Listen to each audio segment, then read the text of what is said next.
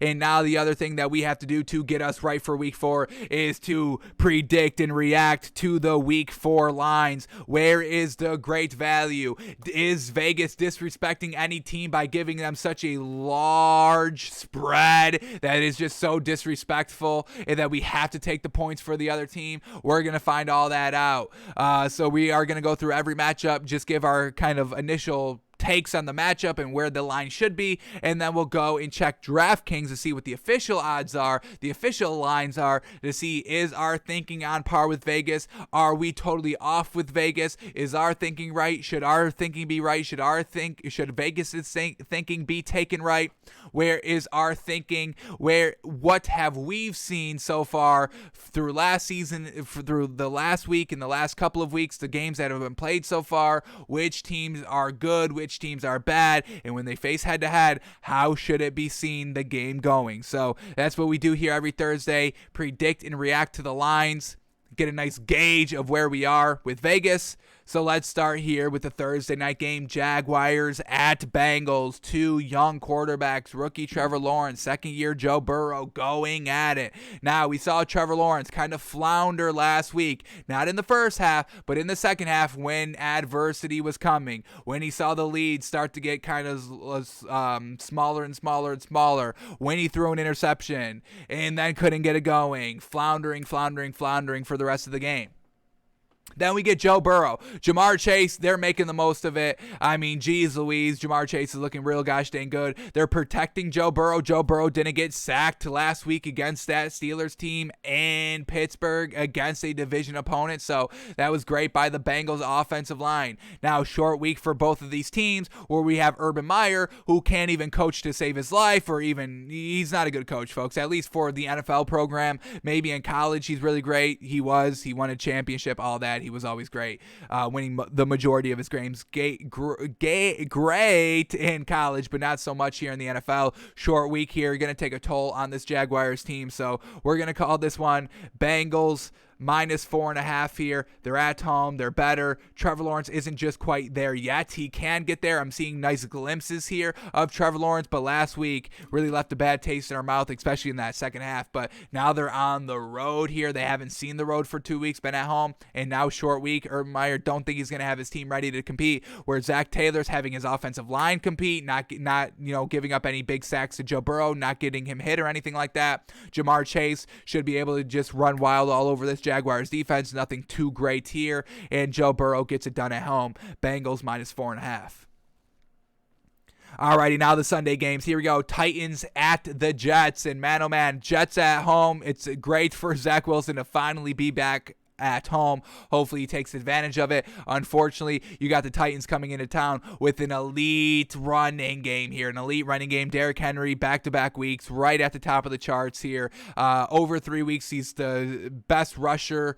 Over 3 weeks, fantastic, like we know he is. Derrick Henry is the real deal. All right, the offense here. Julio Jones, a little bit of tweaked up last week. A.J. Brown, a little tweaked up last week, and they were still able to move the ball and put up the points and win the game against a real serviceable opponent in the Colts, a division rival. So all the odds kind of stacked against the Titans last week. They still made it work and found that production offensively to move the ball and put up the points. So for that, A.J. Brown, Julio Jones, they go this week, they don't go this week. It doesn't matter. They will find a way to get it going. Let's quickly check the ins and out here for this Jets team, because is Jamison Crowder finally coming back here? Can they finally rely on Jamison Crowder to come back? What do we get? He's questionable. How gosh dang annoying. Zach Wilson needs his full complement of wide receivers to get a gauge on if he can play or cannot play in this league. For the Titans, what do we got?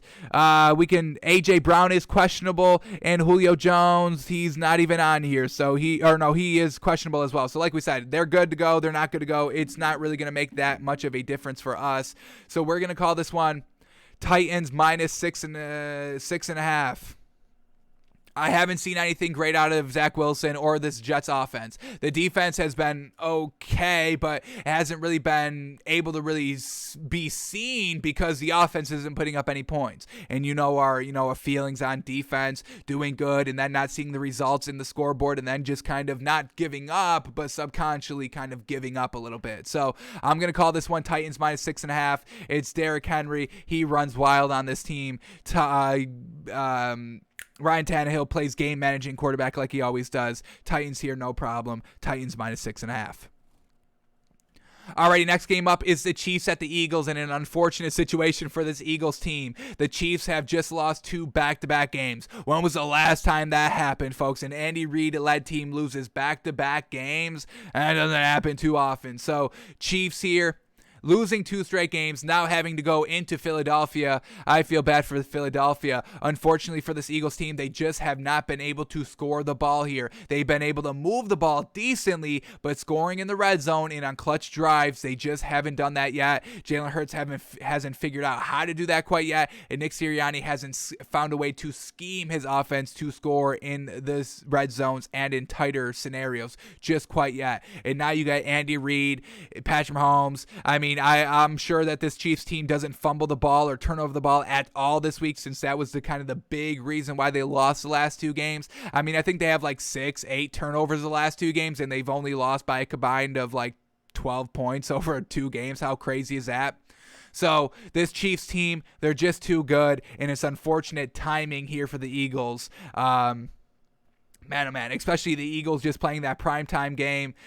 They did kind of get blown out, so maybe they step it up a little bit, but at the end of the day, it's Patrick Mahomes and it's Andy Reid. What more do you need, especially coming off of 2 losses? They're going to be chomping at the bit to embarrass somebody, and unfortunately, the Eagles are the next opponent to come. So I'm going to call this one Chiefs -8 on the road here, and this is not disrespect or a knock on this Eagles team. I still think this Eagles team is serviceable. I don't like all the rumors now that they're trying to get Deshaun Watson because Jalen Hurts didn't play pristine against a great Cowboys defense and against great quarterback Dak Prescott. He couldn't go toe-to-toe in year 2. Oh, no. We're not bailing on this Eagles team. It's just the Chiefs are that good. Chiefs -8.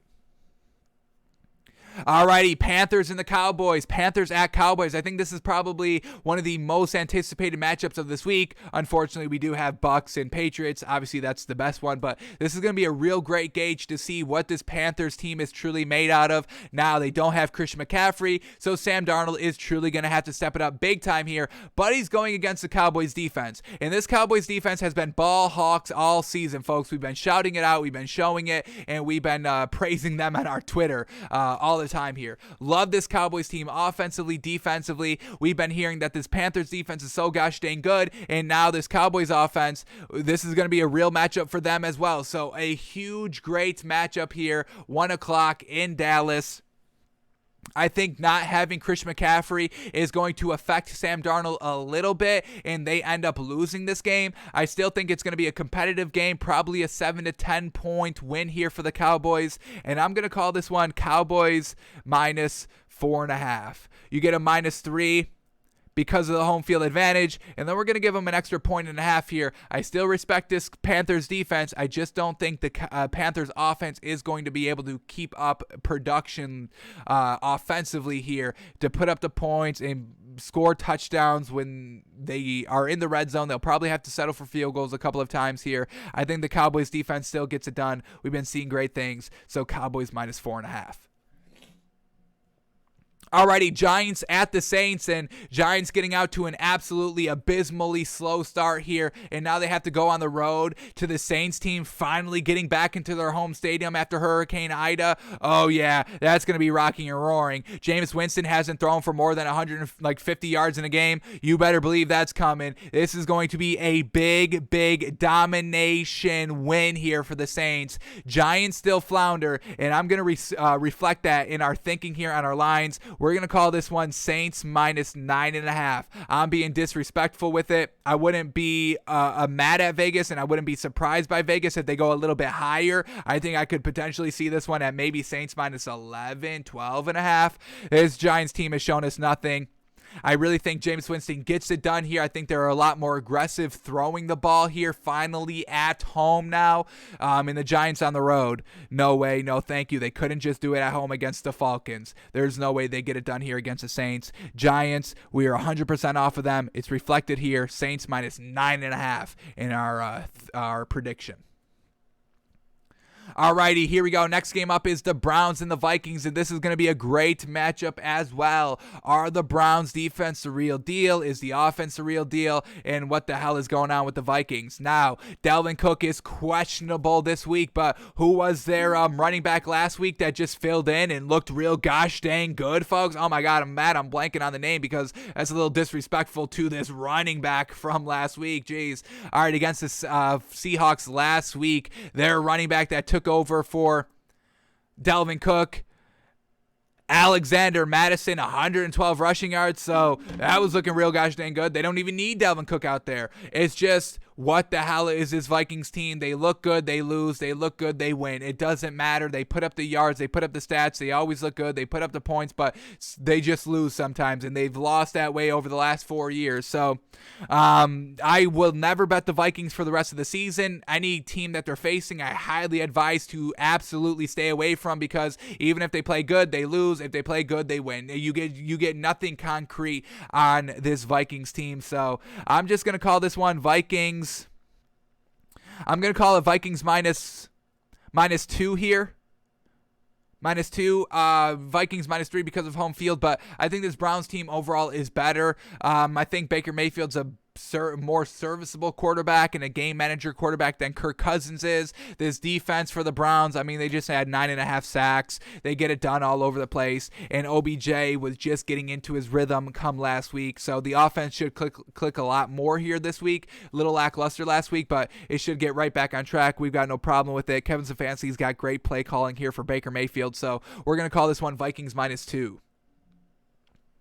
Alrighty, Lions at Bears, and this is the Lions' best shot to get a win here, and I really think that they could truly take advantage of it. This Bears team, offensive line is absolutely trash. Justin Fields should be playing this week, hopefully, but at the same time, this Lions team has just been competitive in their never give up attitude, their never quit attitude. I mean, this Bears team is nothing special. They're 1-2, haven't really been looking that great offensively, defensively, putting up the points. So this is the best opportunity for the Lions to get the win here, and I really think they do. I'm going to call this one Bears -1.5.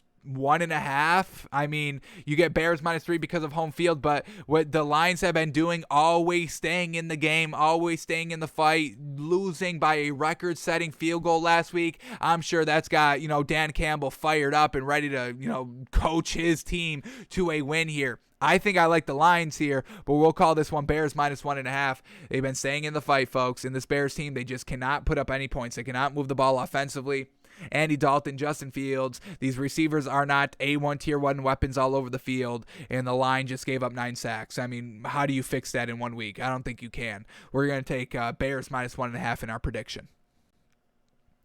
Alrighty, Texans at Bills, and Bills another home game off the rip. Jeez Louise. But yeah, I mean, unfortunate here for the Texans, it's Davis Mills. If Tyrod Taylor was playing this game, we'd have a close value. But we've seen Davis Mills not able to move the ball, and now they have to go into Buffalo against their defense and that raucous crowd. This is a Bills win all day. No problem. We just saw Josh Allen get off to a hot start last week and keep it up. 70+% completion percentage, looking real gosh dang good. So he's ready to rock now, and we're gonna go Bills -13.5. Real disrespectful with the spread, but Davis Mills just cannot do anything, folks, anything here. So Bills, man, they're at home facing bad teams. They'll get it done.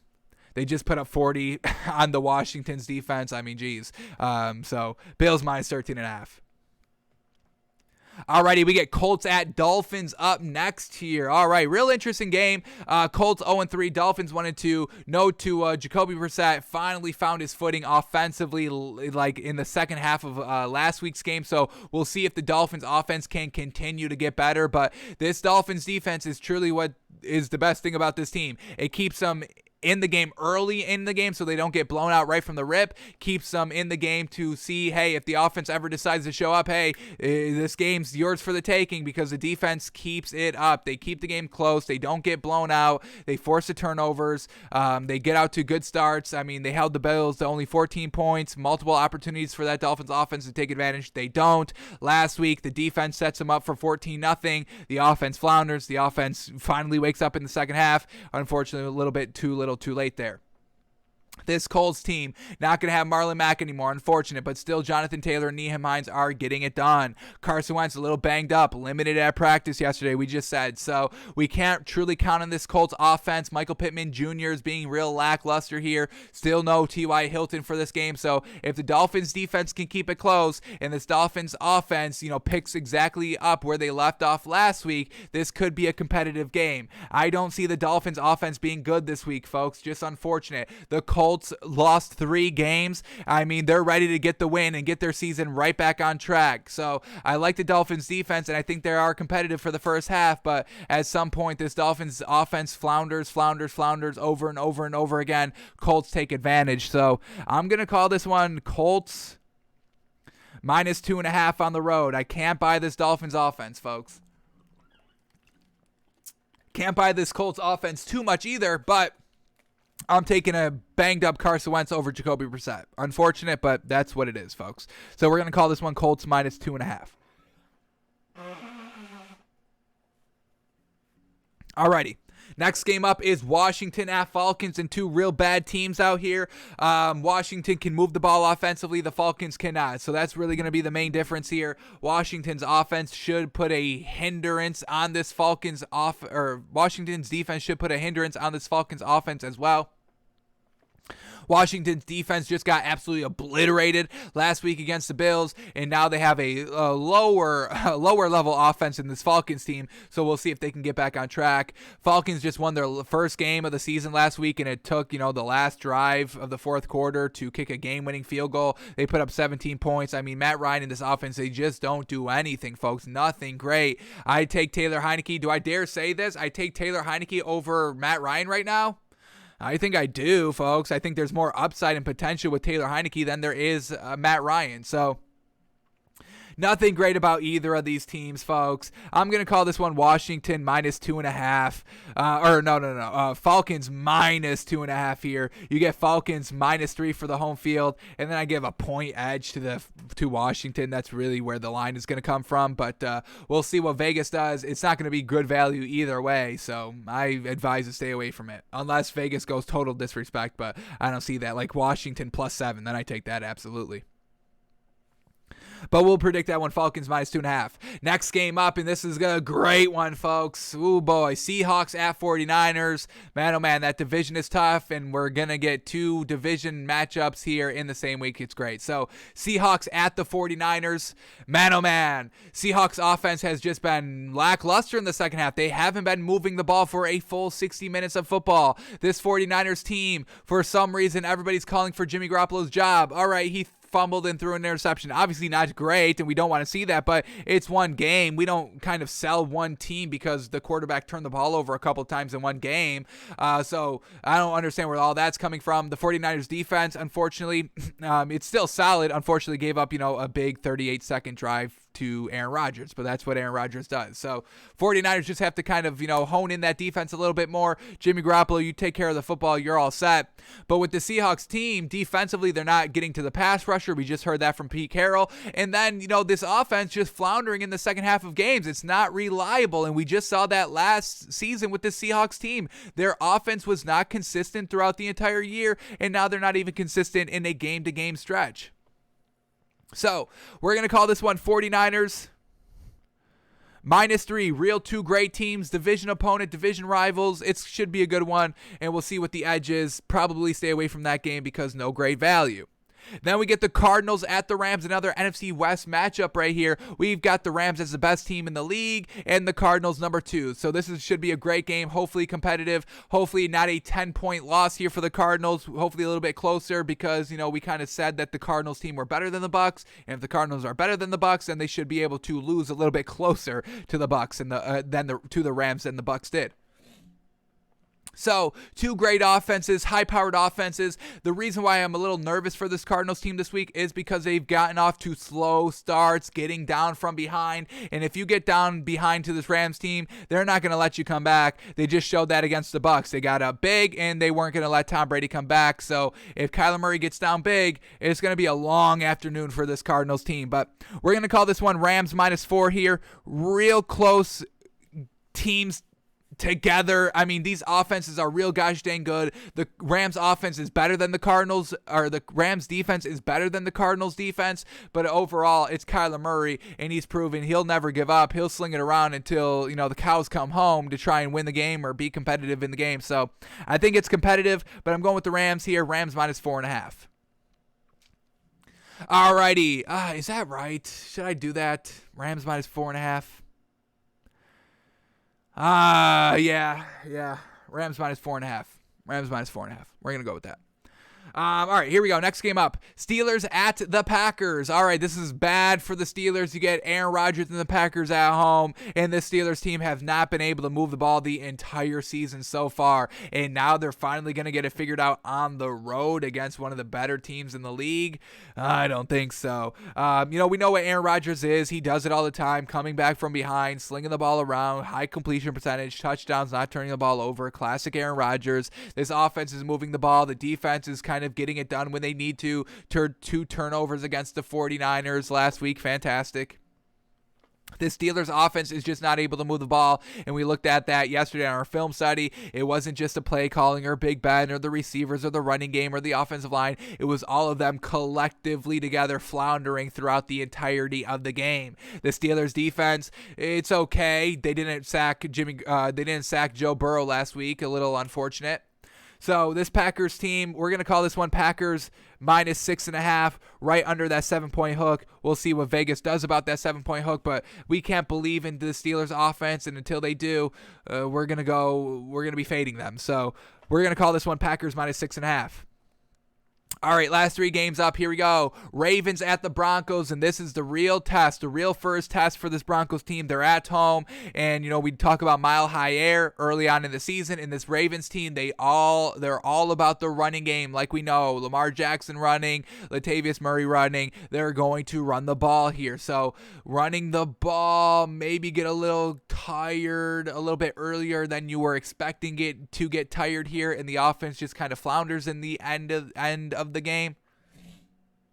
Teddy Bridgewater, his first real experience against a real good team out here and a real good defense. So we'll see if Teddy Bridgewater is airing it out or dinking and dunking and being ultra conservative here. But this Broncos defense is good. The Ravens offense is good. We just saw, them kick the longest field goal in history, but the Ravens not closing out games and being really kind of close in every single game. This could be a good matchup here for the Broncos to take advantage and to close the door and take advantage if the Ravens leave the door open. We just saw them, win against the Chiefs. Very close, was it? 1 or 2 point win. Then last week against the Lions, 1 point win because they had to kick a 66-yard game-winning field goal. So this Broncos team is very, very good, and we'll see if they're actually very, very, very good or just very good. We'll know more against this Ravens team, but we're going to call this one Broncos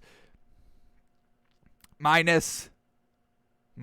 I'm just going to call it like that. I think these are two evenly matched teams. I don't like, the Ravens offense totality. It's always Lamar Jackson heavily centered focus, and I understand it, but at some point we're going to need the other receivers to get it done. We just saw Marquise Brown be absolutely garbage last week, dropping everything. We'll see what their rookie wide receiver Rashad Bateman looks like his first game here after being out and injured. But he's back out there. We'll see if that helps it, but Ravens on the road here in Mile High. I think Teddy Bridgewater takes advantage offensively, and I think this Broncos gets after the Ravens rushing attack, and they can't move the ball that well. So I'm going to call this one Broncos -3 and give the edge to the Broncos here.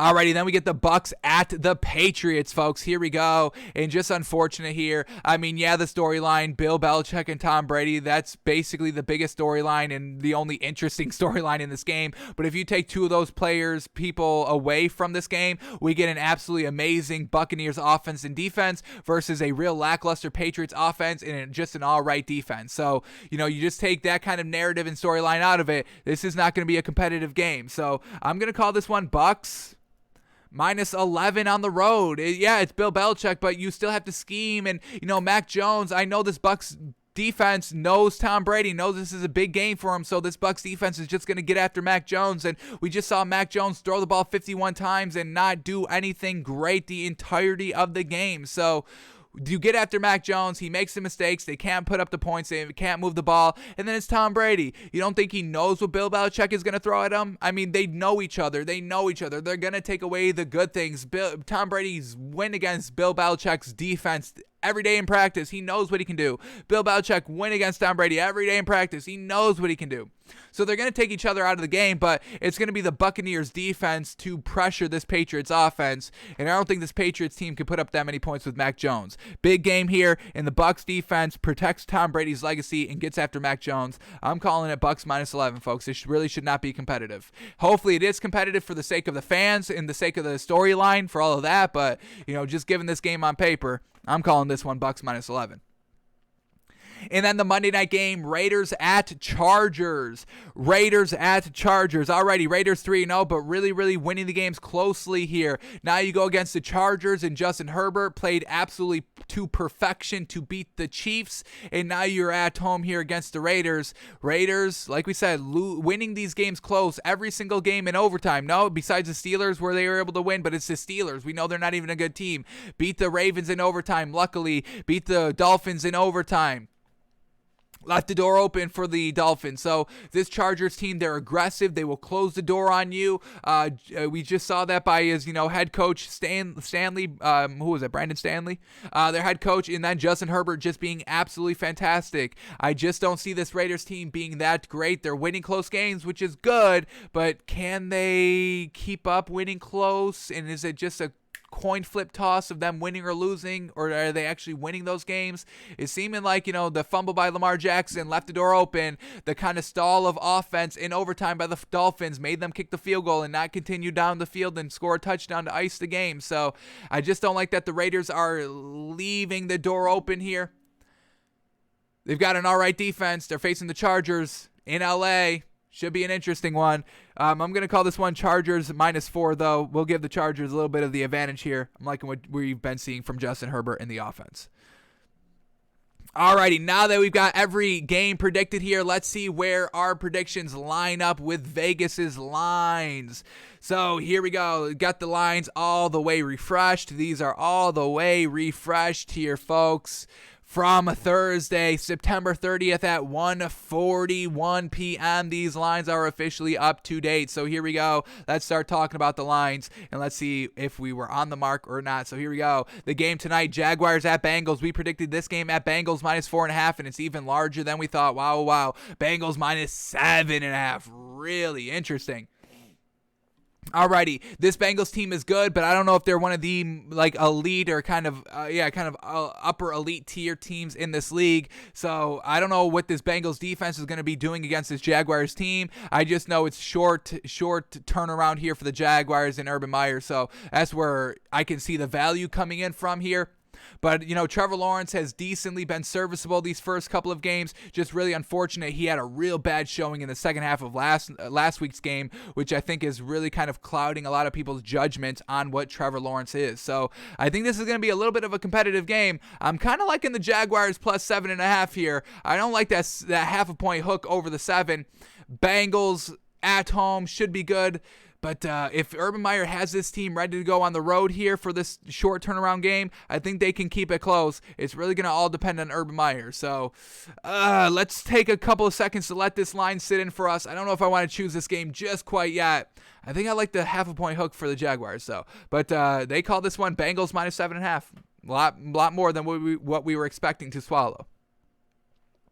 Alrighty, here we go. Let's start talking about the Sunday games. Here we go. First game up is Washington and Atlanta. We predicted this game at Falcons -2.5, and it's Falcons +1. Wow. So, yeah, Vegas heavily favoring Washington here. I like it as well. You go from Washington +3 to Washington -1 because, being on the road. So that's crazy, and we understand it. So we like Washington here. Atlanta can't do anything. The Washington defense gets back to, elite form, and Taylor Heineke plays game managing quarterback, and I believe they win the game. So I think I do like Washington -1, absolutely. Alrighty, Texans at Bills. We predicted this one at Bills minus 13.5, and it's even more than we thought. Bills minus 16.5, and this isn't disrespect, folks. This is exactly what it probably should be. This Texans offense cannot move the ball with Davis Mills. It's unfortunate, and now given they have to be on the road against this rocking and roaring crowd and this Bills defense, this is a no-brainer here. I probably stay away from the game just because I'm not going to swallow 16.5 points. That's not good value there. It's just solid value. This is what the game probably is. They probably win by 14, 21 points. If you want to swallow the 16 and try to, roll your dice that they do win exactly by that, that's fine. But, maybe something wonky happens, backdoor cover, all that. We're not going to swallow the 16.5, but that's what the value is. That's not disrespect by Vegas.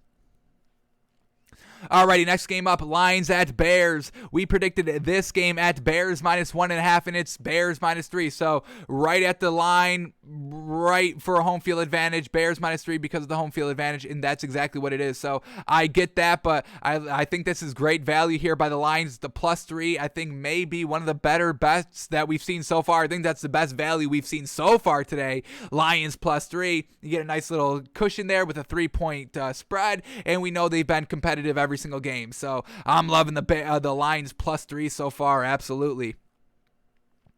Alrighty, Panthers at Cowboys. We predicted this line at Cowboys minus 4.5, and it's Cowboys minus 4. So we're not totally buying this Panthers team just quite yet, especially without Christian McCaffrey, and Vegas is saying the same things here. So Cowboys at home minus 4. I love it, and we'll truly see what this Cowboys offense is made of, and we'll truly see what this Panthers defense is made of. But I'm liking the Cowboys here, minus 4, exactly what we were kind of thinking, and I think we'd be fine swallowing all those points.